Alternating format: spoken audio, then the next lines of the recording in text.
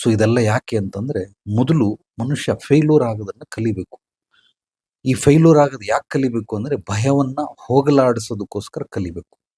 ಯಾರು ನಮಗೆ ಈ ಒಂದು ಅರ್ಥವನ್ನ ತಿಳ್ಕೊಳ್ಳೋದಿಲ್ಲ, ಇವರೆಲ್ಲರೂ ಕೂಡ ಇದೇ ರೀತಿ ಭಯದಿಂದನೇ ಜೀವನ ಮಾಡ್ತಾ ಇರ್ತಾರೆ. ನಿಜವಾಗ್ಲೂ ನನ್ನ ಅನುಭವದಲ್ಲಿ ಹೇಳ್ತಾ ಇದ್ದೀನಿ, ಒಬ್ಬ ವ್ಯಕ್ತಿ ತುಂಬಾ ತುಂಬಾ ಟ್ಯಾಲೆಂಟೆಡ್, ವಿಶ್ವೇಶ್ವರಯ್ಯನವರ ತಲೆ ಅವನಿಗಿದೆ, ಆ ಮಟ್ಟದಲ್ಲಿ ಅವನು ಟ್ಯಾಲೆಂಟೆಡ್. ಬಟ್ ಅವನ ಸಂಪಾದನೆ ಎಷ್ಟು ಅಂದ್ರೆ 30-40, ಹೆಚ್ಚಂದ್ರೆ 50,000 ರೂಪಾಯಿ.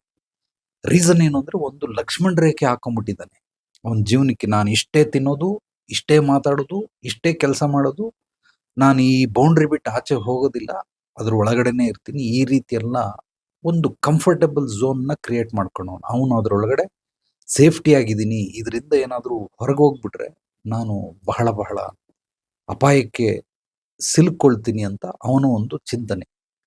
ಇದೆಲ್ಲ ಹೇಗೆ ಬಂತು ಅಂತಂದ್ರೆ, ಅವ್ರ ಅಪ್ಪ ಅಮ್ಮ ಲಕ್ಷ್ಮಣ ರೇಖೆನ ಎಳೆದ್ಬಿಟ್ಟವ್ರೆ. ನೀನು ಈ ರೀತಿ ಮಾಡಬಾರ್ದು, ಇಂಥವ್ರ ಹತ್ರ ಮಾತಾಡಬಾರ್ದು, ಇಲ್ಲಿ ಹೋಗಬಾರ್ದು, ಇಲ್ಲಿ ಕುತ್ಕೊಳ್ಬಾರ್ದು, ನಮ್ದೊಂದು ಲಿಮಿಟ್ ಇದೆ, ಹಾಸಿಗೆ ಇದ್ದಷ್ಟು ಕಾಲು ಚಾಚಬೇಕು, ಇಷ್ಟ್ರ ಮೇಲೆ ದುಡಿಯಕ್ಕೆ ಹೋಗಬಾರ್ದು, ನಮಗೆ ಊಟ ಬಟ್ಟೆ ಸೂರಿಗೆ ಎಷ್ಟು ಬೇಕು ಅಷ್ಟು ಮಾತ್ರ. ಇದೆಲ್ಲ ಲಕ್ಷ್ಮಣ ರೇಖೆಗಳನ್ನ ಅವನು ಮತ್ತೊಂದು ಸಾಲಿ ತಿರ್ಗಾ ಇನ್ನೊಂದು ಸಾರಿ ಎಳೆದು ಅದನ್ನ ಸರಿ ಮಾಡ್ಕೊಳ್ಳೋ ಪ್ರಯತ್ನ, ಅಂದ್ರೆ ಇನ್ನು ಗಟ್ಟಿ ಮಾಡ್ಕೊಳ್ಳೋ ಪ್ರಯತ್ನ. ಬೆಳೆಯೋದಕ್ಕೆ ದೃಢ ಸಂಕಲ್ಪ ಇಲ್ಲ, ಧೈರ್ಯಕ್ಕೆ ದೃಢ ಸಂಕಲ್ಪ ಇಲ್ಲ, ಭಯಕ್ಕೆ ದೃಢ ಸಂಕಲ್ಪ, ಹೇಡಿತನಕ್ಕೆ, ಮುಟ್ಟಾಳ್ತನಕ್ಕೆ ದೃಢ ಸಂಕಲ್ಪ. ಹಾಗಂತೇಳಿ ನಾವು ಸರಳವಾಗಿ ಜೀವನ ಮಾಡಬಾರ್ದು ಅಂದ್ರೆ, ಖಂಡಿತವಾಗ್ಲೂ ಮಾಡಲೇಬೇಕು. ಸರಳ ಜೀವನ ಬಹಳ ಬಹಳ ಮುಖ್ಯ. ಆದರೆ ನಿನ್ನ ಶಕ್ತಿ ಚೈತನ್ಯನ ನೀನು ಸಂಪೂರ್ಣವಾಗಿ ಉಪಯೋಗಿಸ್ತೇನೆ, ಭೂಮಿಯಿಂದ ಹಾಗೆ ಹೊರಟು ಬಿಟ್ರೆ ನೀನು ಏನಕ್ಕೋಸ್ಕರ ಬಂದಿದ್ಯಾ? ನಿನ್ನ ಕೆಲಸ ಏನು? ಪ್ರತಿಯೊಂದು ಹುಟ್ಟಿಗೆ ಕಾರಣ ಮತ್ತು ಉದ್ದೇಶಗಳು ಬಹಳ ಬಹಳ ಸ್ಟ್ರಾಂಗ್ ಆಗಿರ್ತವೆ. ಅದನ್ನ ನೀವಾದ್ರೂ ತಿಳ್ಕೊಳ್ಬೇಕು, ಅಥವಾ ಗುರುಮುಖೇನಾದ್ರೂ ತಿಳ್ಕೊಳ್ಬೇಕು. ಆದರೆ ನೀವು ಆ ರೀತಿ ಮಾಡೋದಿಲ್ಲ. ನಿಮ್ಮ ಒಂದು ಲಿಮಿಟಲ್ಲೇ ಜೀವನವನ್ನ ಕಳೆದು ಒಂದು ದಿವಸ ಅಂತ್ಯಗೊಳ್ಬಿಡ್ತೀರ. ಒಬ್ಬೊಬ್ರು ಇಲ್ಲಿ ಬಂದಂಥವ್ರು, ಅವ್ರು ಎಷ್ಟು ಪವರ್ಫುಲ್, ಎಷ್ಟು ವಂಡರ್ಫುಲ್ ಅಂತ ಅವ್ರಿಗೆ ಗೊತ್ತಿಲ್ಲ. ಬಟ್ ಹೇಳಿದ್ರು ಕೂಡ ಅರ್ಥ ಮಾಡ್ಕೊಳ್ಳೋದಕ್ಕೆ ಸಾಧ್ಯವಿಲ್ಲ. ಯಾಕೆಂದ್ರೆ ಮೈಂಡಲ್ಲಿ ಆಲ್ರೆಡಿ ಸಬ್ಕಾನ್ಷಿಯಸ್ ಮೈಂಡಲ್ಲಿ ಅವರು ಲಕ್ಷ್ಮಣ ರೇಖೆ ಲಿಮಿಟ್ ಕೊಟ್ಬಿಟ್ಟಿದ್ದಾರೆ. ನನ್ನ ಶಕ್ತಿ ಇಷ್ಟೇ, ಇದಕ್ಕಿಂತ ಹೆಚ್ಚಾಗಿ ನಾನು ಮಾಡೋದಕ್ಕೆ ಸಾಧ್ಯವಿಲ್ಲ. ಅಕಸ್ಮಾತ್ ಏನಾದರೂ ಮಾಡಿದ್ರೆ ನಾನು ಅಪಾಯಕ್ಕೆ ಸಿಲ್ಕೊಳ್ತೀನಿ, ಅಂದ್ರೆ ಡೇಂಜರ್ ಝೋನ್ಗೆ ಹೋಗ್ಬಿಡ್ತೀನಿ, ಸತ್ತು ಹೋಗ್ತೀನಿ. ಆದ್ರಿಂದ ನನಗೆ ಈ ರೀತಿ ಮಾಡೋದು ಬೇಡ. ಸೊ ಹಾಗಂತ ಸೋಲನ್ನ ಒಪ್ಕೊಂಡು ಸುಮ್ಮನೆ ಕುಂತಿದ್ರೆ ಯಾರು ಇವತ್ತು ಸಾಧಕರಾಗ್ತಾ ಇರಲಿಲ್ಲ. ಇವತ್ತು ಯಾರ್ಯಾರು ಕರೆದು ಸಾಧಕರ ಪಟ್ಟಿಯಲ್ಲಿ ನಾವು ಹೆಮ್ಮೆಯಿಂದ ಹೇಳ್ಕೊಳ್ತೀರಿ, ಅವರ ಜೀವನ ಚರಿತ್ರೆಯನ್ನು ಓದ್ತೀರಿ ಪುಸ್ತಕಗಳಲ್ಲಿ, ಯೂಟ್ಯೂಬು, ಫೇಸ್ಬುಕ್, ಇನ್ಸ್ಟಾಗ್ರಾಮಲ್ಲಿ ನೋಡ್ತೀರಿ, ಅವ್ರು ಯಾರು ಹಾಗಾದ್ರೆ ಮಾಡೋಕ್ಕೆ ಸಾಧ್ಯವಿಲ್ಲ.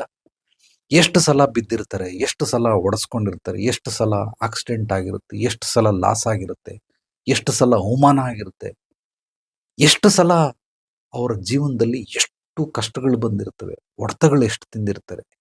ಅದೆಲ್ಲ ತಿನ್ನದೇನೆ ಅವನು ಈ ಹಂತಕ್ಕೆ ಬರೋದಕ್ಕೆ ನಿಜವಾಗ್ಲೂ ಸಾಧ್ಯವಾಗುತ್ತಾ? ಯಾರು ಒಂದು ಚೂರು ಎಡುವುದೇನೆ, ಒಂದು ಚೂರು ಲಾಸ್ ಮಾಡ್ಕೊಳ್ಳದೇನೆ, ಏನೂ ಅವ್ರಿಗೆ ಒಂದು ಸುಮ್ಮನೆ ಕಣ್ಣು ರೆಪ್ಪೇನೂ ಬೀಳದೇನೆ ಅವರು ಸುಪ್ರಸಿದ್ಧ ವ್ಯಕ್ತಿಗಳಾಗಿರೋರ್ನ ಯಾರನ್ನಾದ್ರೂ ಇದ್ರೆ ತೋರಿಸಿ, ಯಾರಾದ್ರೂ ಒಬ್ಬರನ್ನ ತೋರಿಸಿ ಪ್ರಪಂಚದಲ್ಲಿ. ಎಲ್ಲರಿಗೂ ಪಾಪ 108 ನೋವುಗಳು, 108.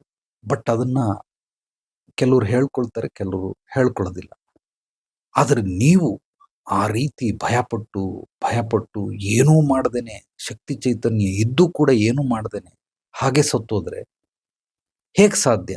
ಅದಕ್ಕೆ ಹಿಂದಿನ ಕಾಲದಲ್ಲಿ ಮಹಾರಾಜರು, ಅಂದ್ರೆ ಯುವರಾಜರು, ರಾಜನಿಗೆ ನಿವೃತ್ತಿ ಹೊಂದಿದ ಮೇಲೆ ಯುವರಾಜ ಅಂದ್ರೆ ಅವನ ಮಗ ಪಟ್ಟಾಭಿಷೇಕ ಮಾಡ್ತಾ ಇತ್ತು. ದಶರಥನಿಗೆ ರಾಮ ಮಗ, ಅವನಿಗೆ ರಾಜ್ಯಭಾರವನ್ನ ವಹಿಸೋದು ಕೊಡಬೇಕು. ಸೊ ಈ ರೀತಿ ಮಾಡಿದಾಗ ವೀರಾಧೀರ ಶೂರರ ಕಥೆಗಳನ್ನ ತಾಯಿ ಅಥವಾ ಅಜ್ಜಿ, ತಾತ ಅಥವಾ ತಂದೆ ಹೇಳ್ಕೊಡ್ತಾ ಇದ್ರು. ಅವನಿಗೆ ಕತ್ತಿ ವರಸೆ ಕಲಿಯೋದು ಹೇಗೆ, ಕುದುರೆ ಸವಾರಿ ಮಾಡೋದು ಹೇಗೆ. ಒಬ್ಬ ವೀರಾಧೀರ ಶೂರ ಅಂದ್ರೆ ರಾಜನಷ್ಟು ಬೇರೆ ಯಾರು ವೀರಾಧೀರ ಶೂರರು ಇರಬಾರ್ದು. ಆ ಹಂತಕ್ಕೆ ಅವನ ಸಬ್ಕಾನ್ಷಿಯಸ್ ಮೈಂಡ್ ಅಲ್ಲಿ ಧೈರ್ಯವನ್ನು ತುಂಬಿ ಆಮೇಲೆ ಅವನಿಗೆ ಪಟ್ಟಾಭಿಷೇಕ ಮಾಡ್ತಾ ಇದ್ರು. ಈ ರೀತಿ ಇರಬೇಕಾದ್ರೆ ಧೈರ್ಯ ತುಂಬಿ ಅವನನ್ನ ರಾಜನ್ ಮಾಡುವಂತ ರೀತಿ ನೀತಿ ಹೇಗಿದೆ. ನೀವು ಅಲ್ಲೋಗ್ಬೇಡ, ಇದು ಮಾಡಬೇಡ, ಅದು ಮುಟ್ಟಬೇಡ, ಇದು ಮುಟ್ಟಬೇಡ, ಅದೆಷ್ಟು ಕಾಸ್ಟ್ಲಿ ಗೊತ್ತಾ? ಕಾಸ್ಟ್ಲಿ ಅನ್ನೋದನ್ನ ಹೇಳ್ಕೊಡ್ಬಾರ್ದು, ಅದ್ರದ್ದು ವ್ಯಾಲ್ಯೂವನ್ನ ಹೇಳ್ಕೊಡ್ಬೇಕು. ಬೆಲೆ ಮತ್ತು ಮೌಲ್ಯ ಇದು ಬಹಳ ಬಹಳ ಮುಖ್ಯ. ಬೆಲೆ ಮೌಲ್ಯ ಇದಕ್ಕೆ ಎಷ್ಟೋ ಜನಕ್ಕೆ ಅರ್ಥ ಗೊತ್ತಿಲ್ಲ. ಬೆಲೆ ಅಂದ್ರೆ ಪೆನ್ನು, 10 ರೂಪಾಯಿ ಪೆನ್ನು. ನಾನು ಅದರಲ್ಲೂ ಒಂದು ಪುಸ್ತಕ ಬರೆದೆ, ಅದು ಸಾವಿರಾರು ಲಕ್ಷಾಂತರ ಕೋಟ್ಯಾಂತರ ಮುದ್ರಣಗಳು ಕಂಡವು. ನನಗದರಿಂದ ಕೋಟ್ಯಾಂತರ ರೂಪಾಯಿ ಆದಾಯ ಆಯಿತು. ಒಂದು ಪೆನ್ನು 10 ರೂಪಾಯಿ ಪೆನ್ನು, 2 ಪೆನ್ ಖಾಲಿ ಆಗಿರಬಹುದು, 3 ಪೆನ್ ಖಾಲಿ ಆಗಿರಬಹುದು, 30 ರೂಪಾಯಿ ಖಾಲಿ ಮಾಡಿ ಕೋಟ್ಯಾಂತರ ರೂಪಾಯಿ ಹಣವನ್ನು ಗಳಿಸಿದ್ದೀನಿ. ಹೇಗೆ ಸಾಧ್ಯವಾಯಿತು? ಇದು ಮೌಲ್ಯ. ಆದ್ರಿಂದ ಬೆಲೆ ಮತ್ತು ಮೌಲ್ಯ ಇದೆರಡಕ್ಕೂ ಮಕ್ಕಳಿಗೆ ಅರ್ಥ ತಿಳಿಸಿ ಧೈರ್ಯವನ್ನು ತುಂಬೋ ಕೆಲಸ ಮಾಡಬೇಕೆ ಹೊರತು ಖಂಡಿತವಾಗ್ಲೂ ಈ ರೀತಿ ಭಯಪಡಿಸುವಂಥ ಕೆಲಸ ಮಾಡಬೇಡಿ. ಖಂಡಿತವಾಗ್ಲೂ ಮಕ್ಕಳಿಗೋಸ್ಕರನೇ ಪ್ರತಿಯೊಬ್ಬ ತಂದೆ ತಾಯಿ ದುಡಿಯೋದು. ಆ ದುಡಿಯೋದನ್ನ ಅವ್ರಿಗೆ ಧೈರ್ಯ ತುಂಬಕ್ಕೋಸ್ಕರ ಒಂದಷ್ಟು ಖರ್ಚು ಮಾಡಿ. ಖರ್ಚು ಮಾಡೋದಿಲ್ಲ. ರಿಮೋಟ್ ಏನಾದರೂ ಒಡೆದಾಕ್ಬಿಟ್ರೆ, ಕಾರ್ ಕೀ ಏನಾದರೂ ಬಿದ್ದು ಒಡೆದೋದ್ರೆ, ಆ ವಾಜ್ ಏನಾದರೂ ಅವನು ಎತ್ತಾಕ್ಬಿಟ್ರೆ, ಎಷ್ಟು ವಾಜು? 100 ರೂಪಾಯಿನ, 200 ರೂಪಾಯಿನ, 500 ರೂಪಾಯಿನ, ಓಕೆ 1000 ರೂಪಾಯಿನ? ಮಗನಿಗೋಸ್ಕರ ನೀವು ಅಷ್ಟೂ ಖರ್ಚು ಮಾಡಲಿಲ್ಲ ಅಂತಂದ್ರೆ, ಒಂದು ಸಲ ಒಡೆದಾಕಿದ್ರೆ ಇನ್ನೊಂದು ಸಲ ಅವನಿಗೆ ಜೀವನದ ಪಾಠವನ್ನು ಹೇಳ್ಕೊಟ್ರೆ ಖಂಡಿತವಾಗ್ಲೂ ಹೊಡೆದಾಕೋದಿಲ್ಲ. ಆದ್ರೆ ನೀವು ಆ ರೀತಿ ಮಾಡೋದಿಲ್ಲ. ಏನೋ ಬಿದ್ದೋಗ್ಬಿಟ್ರೆ, ಒಡೆದೋಗ್ಬಿಟ್ರೆ ಅಂತ. ಸೊ ಮಕ್ಕಳಿಗೆ ಧೈರ್ಯ ತುಂಬದ್ ಕಳಿಸಿ. ಭಯ ಏನಕ್ಕೆ ಅಂತಂದ್ರೆ, ಮೊದಲು ಅಪ್ಪ ಅಮ್ಮ ಏನಿದ್ದಾರೆ ಇವರು ಒರಿಜಿನಲ್ ಕಾಪಿ. 500 ರೂಪಾಯಿ ನೋಟ್ ಅಂದ್ಕೊಳ್ಳಿ, ಅದನ್ನ ಕಲರ್ ಜೆರಾಕ್ಸ್ ಮಾಡಿಸಿದ್ರೆ ಒರಿಜಿನಲ್ ಹೇಗಿದೆಯೋ ಹಾಗೆ ಬರ್ತದೆ. ಮಕ್ಕಳು ಕೂಡ ಡೂಪ್ಲಿಕೇಟ್, ಅವ್ರ ಜೆರಾಕ್ಸ್ ಕಾಪಿ ಇದ್ದಂಗೆ. ಭಯ ನಿಮ್ಮಿಂದ ಬಂದಿದೆ ಹೊರತು ಅವನಿಂದ ಬರೋದಕ್ಕೆ ಸಾಧ್ಯವೇ ಇಲ್ಲ. ಇನ್ನು ಅವನು ಬೆಳೀತಾ ಬೆಳೀತಾ ಬೆಳೀತಾ ಇನ್ನೂ ಪೊಕ್ಕಲರ ಸಂಘಗಳನ್ನ ಏನಾದ್ರು ಮಾಡಿದ್ರೆ ಅವನು ಇನ್ನೂ ಪಕ್ಕಾ ಹೇಡಿ ಆಗ್ಬಿಡ್ತಾನೆ. ಮನೆ ಬಿಟ್ಟು ಈಚೆ ಹೋಗೋದಕ್ಕೆ ಸಾಧ್ಯವಿಲ್ಲ. ಅವನಿಂದ ಏನೂ ಸಾಧನೆ ಮಾಡೋದಕ್ಕೆ ಸಾಧ್ಯವಿಲ್ಲ. ಯಾಕೆಂದ್ರೆ ಯಾವಾಗ್ಲೂ ಭಯ ಬಿತ್ಕೊಂಡು ಸೇಫ್ ಝೋನ್ ಅಲ್ಲಿ ಇರೋದಕ್ಕೆ ನೋಡ್ತಾನೆ. ಆ ಸೇಫ್ ಝೋನ್ ಏನ್ ಮಾಡುತ್ತೆ? ಕಂಫರ್ಟೇಬಲ್ ನ ಕ್ರಿಯೇಟ್ ಮಾಡುತ್ತೆ. ಅವನು ಆ ಒಂದು ಚೌಕಟ್ಟಿನಿಂದ ಹೊರಗೆ ಹೋಗೋದಿಲ್ಲ. ಆಗ ಇವನ ಮೇಲೆ ಯಾರಾದ್ರೂ ಡಿಪೆಂಡ್ ಆಗಿ, ಅಂದ್ರೆ ಇವನು ಇನ್ನೊಬ್ಬರ ಮೇಲೆ ಡಿಪೆಂಡ್ ಆಗಿರ್ತಾನೆ. ಸ್ವಂತಿಕೆ ಅನ್ನೋದು ಇವನಲ್ಲಿ ಬರೋಕ್ ಸಾಧ್ಯವೇ ಇಲ್ಲ. ಆದ್ರಿಂದ ಮೂಲವಾಗಿ ಈ ಒಂದು ವಿಡಿಯೋಗಳನ್ನ ಮತ್ತೆ ರಿಪೀಟ್ ಮಾಡಿ ನೋಡಿ, ಮಕ್ಕಳಿಗೆ ಧೈರ್ಯ ತುಂಬಿ. ನಿಮ್ಮ ಕೈಲಿ ಸಾಧ್ಯವಾಗಿರ್ಲಿಲ್ಲ ಅಂತಂದ್ರೆ ನನ್ನಂತ ಸಾವಿರಾರು ಗುರುಗಳು ಸಮಾಜದಲ್ಲಿದ್ದಾರೆ. ಅವ್ರನ್ನ ಕರ್ಕೊಂಡು ಹೋದ್ರೆ ಖಂಡಿತವಾಗ್ಲು ನನ್ನ ಹತ್ರನೇ ಕರ್ಕೊಂಡು ಬನ್ನಿ. ಅವನ ಪೂರ್ವಾಪರಗಳನ್ನೆಲ್ಲ ತಿಳಿದು ಅವನಿಗೆ ಕೌನ್ಸಿಲಿಂಗ್ ಮಾಡೋದ್ರ ಮೂಲಕ ಒಂದಷ್ಟು ಕ್ರಿಯೆಗಳನ್ನ, ಅವನಿಗೆ ಆಸಕ್ತಿ ಇರುವಂತಹ ಕ್ರಿಯೆಗಳನ್ನ ಹೇಳ್ಕೊಟ್ಟು ಅವನಿಗೆ ಆ ಭಯದಿಂದ ಮುಕ್ತಿ ಮೋಕ್ಷಕ್ಕೆ ದಾರಿ ಮಾಡಿಕೊಡೋದಕ್ಕೆ ಅನುಕೂಲ ಆಗುತ್ತೆ.